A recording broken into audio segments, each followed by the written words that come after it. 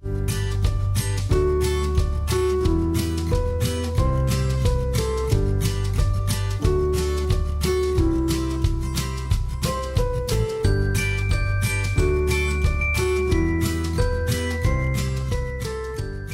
wonderful happens every year around this time. It's the spirit of giving. From now until the end of the year, holidays like Thanksgiving, Christmas, and Hanukkah remind many of us of the need to share our bounty with others. And we do share this time of year. In fact, studies have shown that donations increased 40% in November and December. Many nonprofits depend on that for this seasonal generosity. But what about the rest of the year? Hello, I'm Andrea Obston, and I'm here today with Ryan Pettengill and Nancy Carlson from Gifts of Love to talk about this season of giving and beyond. Welcome, Ryan. Welcome, Nancy. Thank you.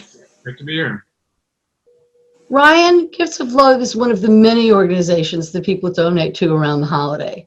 Tell us about past generosity of the donors that you have during this season of giving.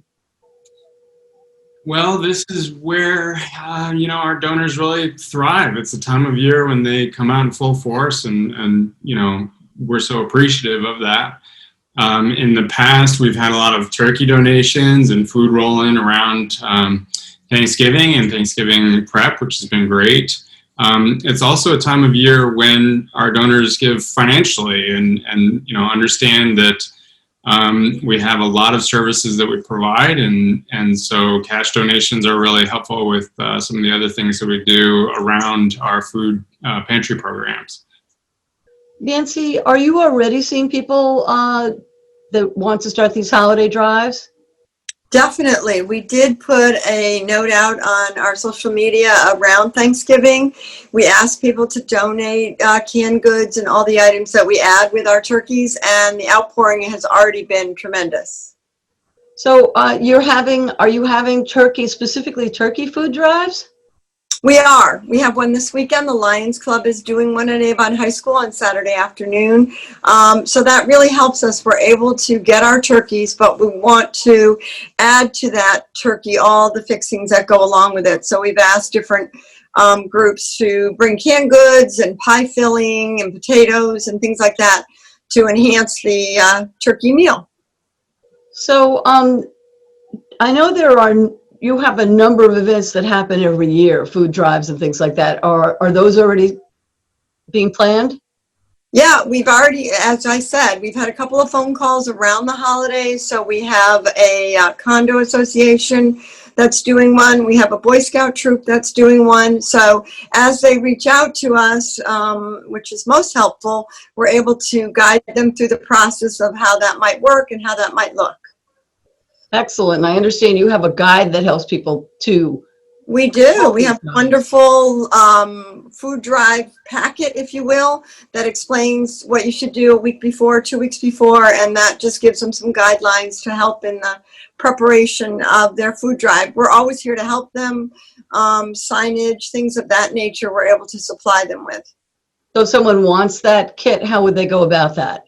They need to reach out to me, and I have it electronically. So I'm able to share that with them, and then we can walk them through any of the questions they might have. And they can find you on the Gifts of Love site, I assume. Exactly. Yeah. So Ryan, given the pandemic, I know some of the normal Gifts of Love events that would be happening around this time of year had changed. Talk a little bit about that. Sure. Well, in the past, at this time of year, we'd be planning our holiday store, which is really an amazing, event for us that we've historically done. This year, we're not going to be able to do the store per se. It was in the past through a generous partnership with the Hartford, where they would sponsor holiday shopping lists, and we'd give our clients the opportunity to walk through that space and kind of shop for holiday gifts. And unfortunately, due to COVID precautions, we're being extra careful, extra safe, and it's not going to look quite like that this year, but the Hartford has been so generous that they are going to sponsor our gift card program, which is kind of the next best thing for us. We're able to give our clients gift cards based on the size of their family, and they can then go out and hopefully get some nice gifts for the holidays. So that's being done by Hartford employees? The Hartford employees step up. Traditionally that's the driving force with the holiday store, and we're so thankful for that. We're still, collecting donations for gift cards. We'd love to give all of our clients as a big a gift card as possible, and so we're collecting donations. If people want to donate to that cause, they can go directly to our website, and we can turn it around fairly quickly into a gift card for our clients. I know that Gifts of Love is very similar to a lot of other nonprofits in that you get a large increase in donations in November, December, holiday season. But what would you like people to know about giving beyond January 1st?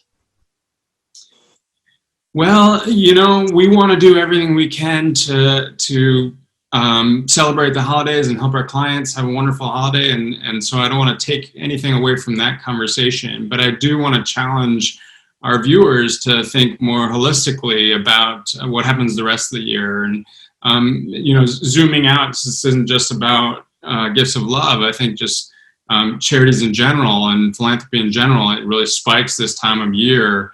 Yet clients and the people who are recipients of our services and other organization services, they have needs year round. And so, challenge yourself to think about committing to the rest of the year. Maybe you do that as a way to celebrate the holidays, that you choose to sponsor a family, or you choose to donate year round and you commit to that over the holidays as your way of providing holiday support. You and I had an interesting conversation about getting children involved very early in life. Talk about that. Well, we talked about my family and the conversations that we have in our house with my 8-year-old son and 6-year-old daughter. And it's really important to my wife and I that we, give them a sense of responsibility to their community and an understanding of social causes. And I have, a wonderful wife. She's an incredible mom, and we are very aligned on this issue that, as important as their education is their education about the world and, their worldview and understanding and appreciation of what they've been given and the privilege that they've had being born into the environment that they were born into.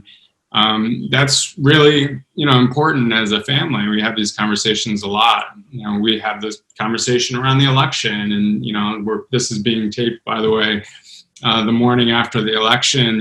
We had a lot of great conversations about the various issues that were being discussed. We, of course, need to sugarcoat some things, some, kind of language, but we try not to shield our kids from understanding the dynamics of the world and the way it works. They know exactly what I do for a job. They know the, challenges that our clients face. But the other, priority for my wife and I think, is we try to give them information and let them decide what's important to them. Let them decide what causes are important. And if you ask both my son and daughter, they can rattle off what is important to them and how they would want to donate their time or their allowance. We also don't over-engineer that message.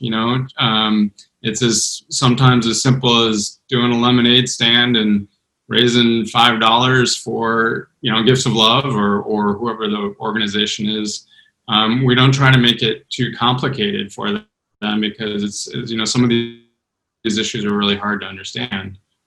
In our family, my son was given, when he started at age 5, he was given an allowance, and he had to divide that into 4 jars.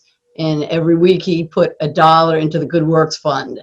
And then around this season, I would say I could go into the fund and do whatever you want with it. And his choice was to donate a meal to a family through Food Share. Same thing, we let him choose, and then around December, whatever was left over, he got to buy a toy and donate it. So I like your idea of not over-engineering it, but letting someone know from a very early age that you can be a philanthropist in one form or another. you can make a difference. How would you involve children this time of year in getting that larger consciousness and maybe becoming a part of a nonprofit throughout the year? Well, again, I think it's really about awareness and letting them choose what's important to them and how much time they want to commit. And there are times when, I think that I've got this wonderful teachable moment and my son or daughter are going to want to go, spend the weekend at a shelter or whatever they're going to pick. And they're just not in that place at that moment. But when they are, it's important to capture that moment and implement whatever it is that you're going to implement as a family. And for my son, he talks a lot about homelessness and it's very, it's related to what we do. He is, horrified that there are people in the world that don't have a roof over their head, but also don't have basic clothing. He's blown away by the fact that socks and toothbrushes and things like that are, the foundational need for a lot of shelters. And so that's his thing. And he really wants to, go out and buy socks and go out and get toothbrushes and make it happen. And so, like I said, we try to have these conversations often enough that it's at the front of their mind. It's not just something that we do in December. It's part of our identity as a family, and we're so they can give some of their allowance, they can give some of their time. You have discussions about the issues. So this, it seems to me, is a way to start children into thinking about that. Moving back to Gifts of Love, Nancy, what would you like people to do who are feeling generous now and the rest of the year? What could you use? Well, obviously, we can always use the food goods that we request. So that's an ongoing need throughout the year. It seems to come to the forefront for people during the holidays, but we need it 12 months of the year. Our clients come in each month, and so we want to be sure that we have the items that they need. Obviously, food is the big need. Obviously, cash donations are always a need of ours. There's a lot that we can do with the cash donations.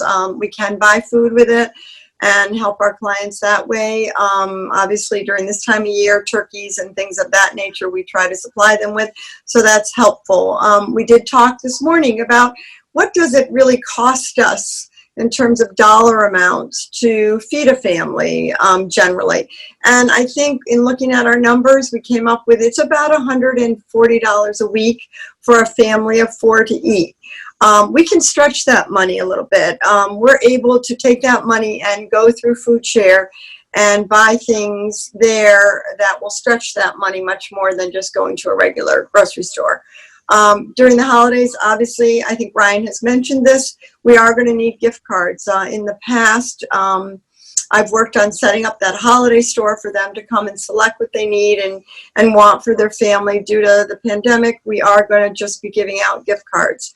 So our hope is that we are going to have enough gift cards for everybody, that each family will get the necessary gift cards so they can have a special holiday as well. So any of those options, all of those options work. To piggyback on that, we have a holiday campaign that we're going to be launching here soon.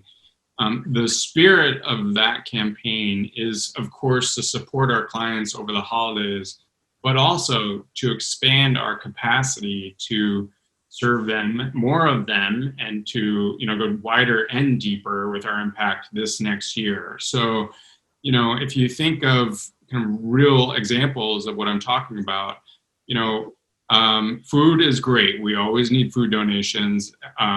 That's a given. But imagine if we could buy another freezer, if we could expand our pantry. How much food can we fit in a freezer year round? And that really, then you're talking about scaling up. Can we get a bigger truck? Can we get more staff to drive 2 trucks? Can we build out more space at the farm to store more food that has, an increase of staffing, where we can just increase our capacity to do what we do. we're, fairly unique in the percentage of donations and our income that goes directly back into our programs. I've actually never been affiliated with an organization in my been with and have such a high percentage of funding that goes directly into programs. So when somebody donates, you can be confident that that's going directly into a program and not to kind of general overhead costs. But having said that, we do need to scale up. We want to have a bigger impact. In the last taping, we talked about COVID and our where we're at as an organization. I talked a little bit about this weird dynamic of having to shrink the number of people in the building, and yet the goal of having a bigger impact now in the community because the need now is greater than ever before. To do those things, it's a kind of a dance, right? But to do some of those things and meet some of those goals, we really need to think about how to scale up. And so as donating over the holiday, food donations, the clothing donations are fantastic. We're going to keep those rolling, but think creatively in terms of how you can support us and our growth goals. So if we have some really generous viewer out there, they can actually buy you a freezer. They can buy you things that will help you expand your capacity. And you do have the room for that at the farm if you got that generous person? Oh yeah, absolutely. And there's, through the holiday campaign, we'll do a better job of communicating these needs. But also at the farm, we need a deeper well. We need a second well. We need a bigger pump for irrigation. There's some things that people generally don't think about with food production and some of the barriers that we face as a nonprofit, but they're very real barriers to scaling. And so if you wanted your gift to really kind of have an exponentially greater impact, think about financial gifts that, you can earmark them to a specific thing like a freezer or whatever. We can spell that out through our holiday campaign. But back to my point about my kids and gifts, like every gift, big or small, whether you can write a big check or not, or you're just bringing in a few cans of food, we're appreciative of it all. We had a 10-year-old kid in the other day. Instead of getting gifts at his birthday party, he collected food for us. Really? He came in with big smiles on his face, bringing his cans, and that is just so helpful. And it's quite frankly how we've thrived over our 31-year history is through that spirit. So every donation, big or small, is really appreciated. So for people who are your clients, what extent are your services now? I know you had to cut back at the beginning of the pandemic. How have things changed? Well, we have a formula of how many people can be in the building that we follow closely. We are following COVID precautions to the T. We take people's temperature. You can assure that, we're doing everything we can to keep our clients safe, and you, if you want to be a donor, keep you safe as well. But we're doing everything we can to manipulate our own schedules to reach as many clients as possible. And we've been really creative in doing that, and we've had to. So are your services, are you now back up to full service in terms of people coming in and shopping for food or getting clothing or housewares? I think that may have changed too, right? Housewares has changed. Yeah, we've had to scale that back a bit. So that's the biggest change, and we'll ease back into that at some point. But the majority of our programs have remained unchanged, and the level of service that we're providing, and even the number of clients, and hasn't changed dramatically. Even though we have these strict rules, we're trying to do everything we can to not reduce the number of clients that we're working with. And you did actually have an increase in clients by about 10%, if I remember correctly.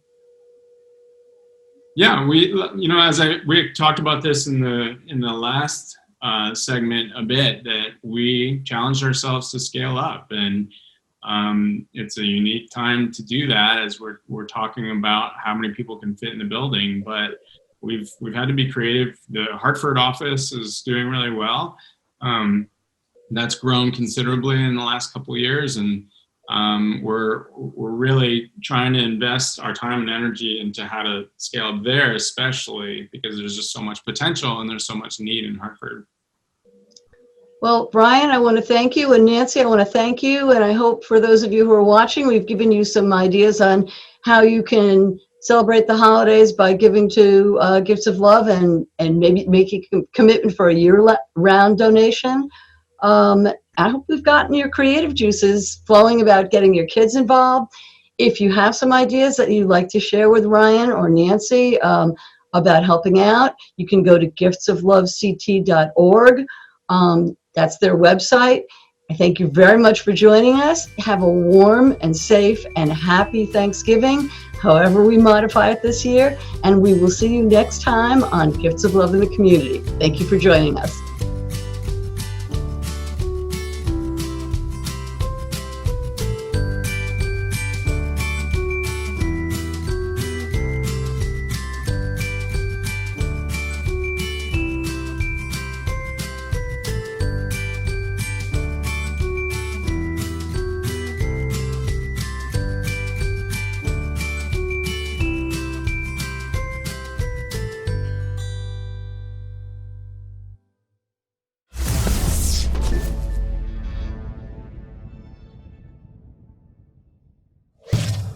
Funding for Simsbury Community Television is provided in part by contributions from viewers like you. Thank you.